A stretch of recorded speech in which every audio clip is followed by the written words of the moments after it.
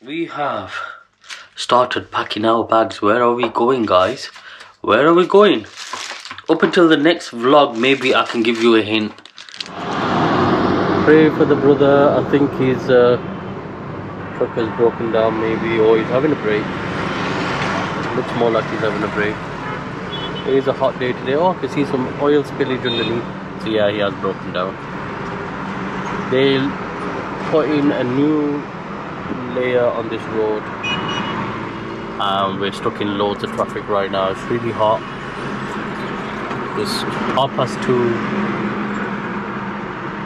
and it's showing 28 degrees in the car. We're stuck in this traffic here, guys. Well, they're layering the road, and there's actually one of those road flattening machines over there, and people are queuing up right in front of it. So how is he meant to work? I'll show you when we go further on. Look at that, he's also driving over that as well. There's a worker that comes running trying to tell him to get off. Yeah, he's told him to get off. He's telling the other guy somebody else coming. Where is it? Who is he pointing at? There's nobody there. Okay, so now he's moving that to stop people driving down. Now, how are they meant to work if everyone's just like driving over their work? We're putting the cone down now.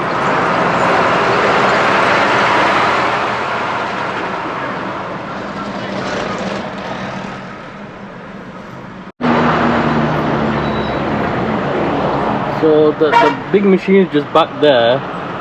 Look at all the little artwork on here. Look at all that. So you got rabbit, you got lady with a see-through niqab on the end, rabbit, duck, a bouquet of flowers, a peacock, a lion that's got a trimmed beard. But there's the machine. He can't work now. There's a queue of cars on the other side. Interesting.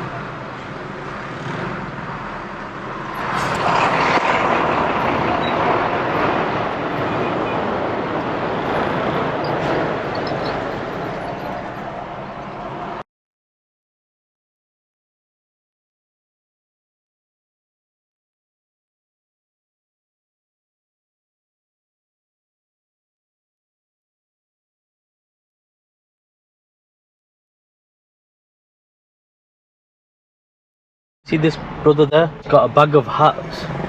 They normally walk around busy streets selling hats. But when it comes to Ramadan, what they will do is they'll sit on a busy intersection, on a busy road, and just sit there all day. And people will give them money. People will give them money, and a lot of the times, just in Ramadan alone, whatever rent they're paying at home, that'll be covered in Ramadan for the whole year. They'll pay that off in one go. Any food that they've been buying on credit throughout the year, they'll pay that off. Basically every Ramadan day, balance goes back to zero, and they work slowly throughout the year as well to get by. Further back there were other people as well with the spade and stuff like that. So yeah, I'm here in Islamabad. This is a F11 area. This is a little bit of a day in the life of somebody who's a vlogger. We're going to TKR 4, which is there at the top. TKR. We've arranged a iftari meal today, inshallah. Look at this, mashallah, beautiful building.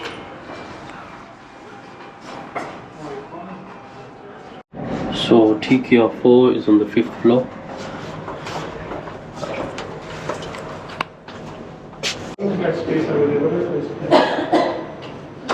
So there are the little tiny lifts to get up here. We've got something like 20 odd people coming today, even with the cancellations.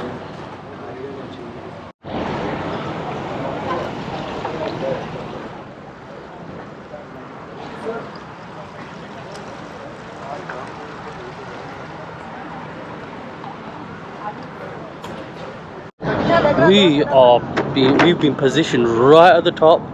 We've had many cancellations, but yeah, we've got all this to ourselves. Brother Haroon's got all that to himself there. So in total, there's going to be 20 odd of us.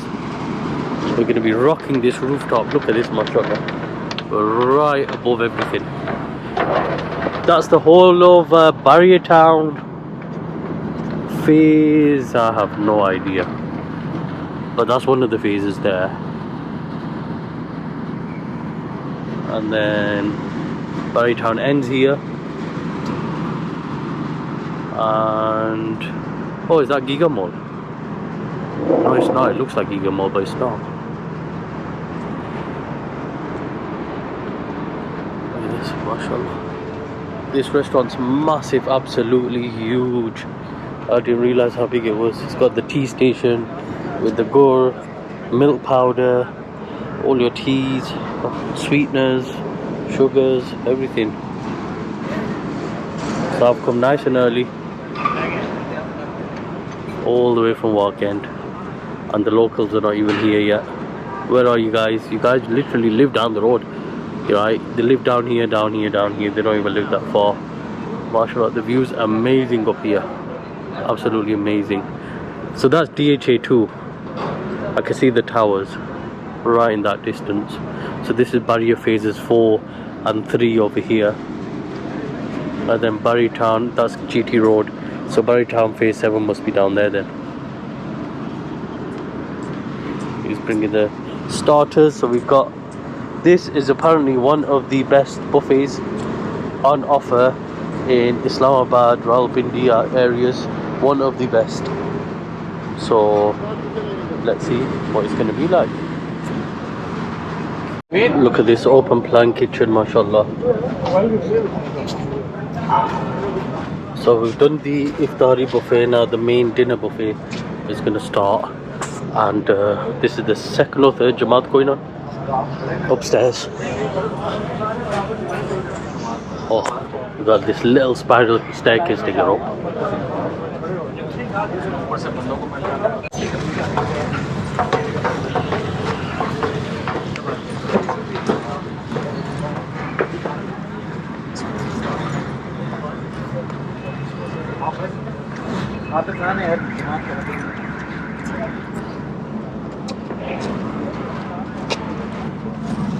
So I just prayed Maghrib. Now the dinner menu is starting.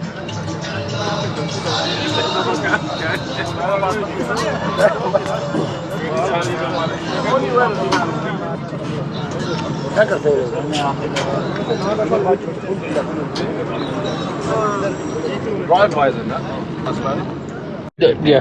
No. I'm gonna do it like this. So we have had a nice turnout today. 2 tables, one here, one over there. We got one of the brothers here. What's your name, my brother? I'm Furqan Mahmood. From where? And I'm from Cheltenham, and I'm living here in Garden City in Phase 7. Bahria Town Phase 7. Phase 7. How was the turnout today, and how was the networking, chatting? Turnout was amazing, thanks to this brother. So thank you, mashallah. You did a great job hosting, and thank you for bringing all the Brits and the Americans together. America. And it's been good fun. It's been very good fun. So how long have you been in Pakistan then? I've been here nearly 2 years. So it's been a year and about 9 months. So we're back and forth. Sometime in the UK, sometime in Pakistan.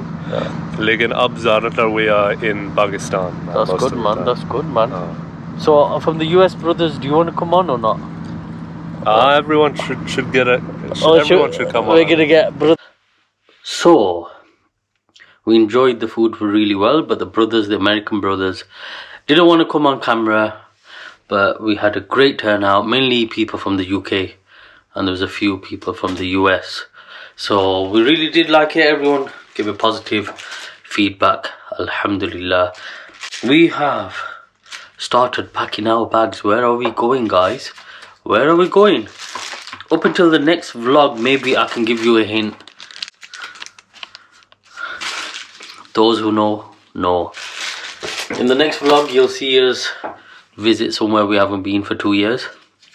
Until then, we are going to discuss something Myra wanted to talk about. It was a comment. Let's find that comment. I took a screenshot of it and I will read it out to you guys. So these couple are living from the YouTube income. Is that enough for living costs in Pakistan? Because this guy are maybe getting YouTube income in GB pounds, which then converts to a lots of money in Pakistani rupees. And is this woman also making money online? I believe, does she make a lot? It is okay to live in Pakistan if you get income in this easy way. Otherwise, nobody wants to do labor jobs in Pakistan. So up until then, everything's fine. And then let's carry on. Ask this woman if she is willing to do cleaning jobs like charu, pocha, which is like mopping and brushing, for rich people's houses for as income. Lots of people will not do that who come from you or to Pakistan. This is the reality. You felt really passionate about this comment, didn't you? Yeah, it was a little bit annoying because what do they think we're doing in the UK? Yeah, so what was annoying about it was that would I clean people's houses for a living in Pakistan? No, I wouldn't in Pakistan. Because if I needed to do that in Pakistan, I wouldn't come to Pakistan. I'd stay where I was because I didn't need to do that there. But I think this person doesn't know that many people do work as cleaners in the West. In the UK, there's lots of people that work as cleaners, as carers. Yeah, and it's a full-time job.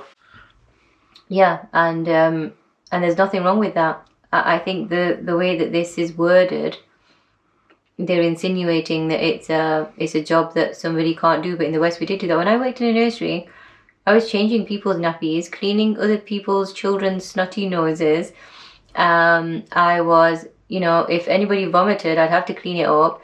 We'd have lots of potty training accidents, so yeah, I'd be mopping up wee off the floor, just like everybody else has to when they work in a nursery with children, or if they're working with the elderly, or if they're working in lots of jobs, nursing, so in the West we don't just, I don't know what kind of life does this person think? I think some people think we work in offices, we go home, whenever we don't have enough money, the government gives us handouts.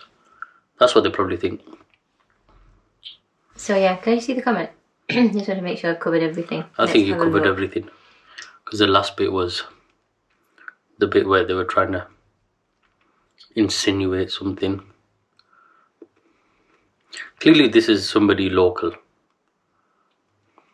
who hasn't been to the West. So the YouTube money does convert to a lot of money, rupees, if we were living like a local person, yeah. And that means that, like as in you have to really hold back maybe if you're, with the heating, with what you eat, how often you go out. But we don't really hold back, alhamdulillah. So then that's why then the YouTube money isn't enough. Because we need the heating on, that's what we're used to. We need the AC on when it's hot. Yeah, because, we definitely have a different way of living. Yeah, it'd be really difficult for us to adjust like that. It would mean that we're going without the basic necessities, essentially. Then the YouTube money would be a lot. Otherwise, it's not. Now, the other day, I was speaking to a father who said he's been in Pakistan for some time now. His kids were young at the time. Now, they're at the age where he needs to consider their future, and one of those things is marriage. And he was talking to us and he was saying, look, I've got a few options that I'm thinking, but I don't know what the best option is. This is his first child that he's going to marry off, and he's thinking, should he find somebody locally in Pakistan? But then he's thinking, okay, so when his daughter goes to Europe to meet her cousins, her grandparents, and other family members, nieces and nephews that'll be possibly living there, what will happen then? Will this spouse of theirs stay here in Pakistan whilst they just go on their own to visit? Then he was thinking, okay, I'll find somebody here who also is a passport holder, and has relocated to Pakistan. But then he was thinking, okay, what if they decide to leave and live in the West? Then he was thinking, okay, shall I reach out to people in Europe and say that, yeah, I'm looking for a potential spouse for my child. What if they consider coming to Pakistan but then change their mind? So... What if? What if? And they're the words that we're not really, when we go down that road, Yeah. it's never ending, isn't it? I think we already know how to find a spouse, and that is that you look for a good person, somebody that, you know, that shares the same values as you. They have similar outlook, and even then, you can marry somebody like that. And so many people, once they get to their 40s, they change. They no longer share the same values, and then they get divorced. People are changing all the time. Yeah, people are changing all the time. So it's just one of those things. You just do your best and you go with the flow and hope for the best. Definitely, I agree. So what else has been going on there, Myra? What else has been going on? We have suddenly decided to go somewhere. Yep. Out of the blue, guys. We are going, and In the next day we're gone from Pakistan for quite a while. for 2 months. Why are you acting all suspicious? I don't know. It's just interesting. But yeah. So that would be nice. You said 2 months, and I felt a little bit like, wow, that's a long time. That is a very long time. But we did stay in Turkey for 6 weeks, which is practically almost 2 months. Turkey. Staying in Turkey didn't feel long because we left the UK to stay in Turkey. So when you're leaving the UK and you're going to somewhere where you can eat azan and it's warmer and you can eat all the food and it's easy to travel around in Istanbul and go to the masjid and all that. You go to the markets and get the Turkish type modest clothing and stuff like that. You know, it takes up all your time. There's a lot more to do there for us. Caters for us more, doesn't it? You can afford more. I don't know what it's like now. They're saying that inflation's through the roof.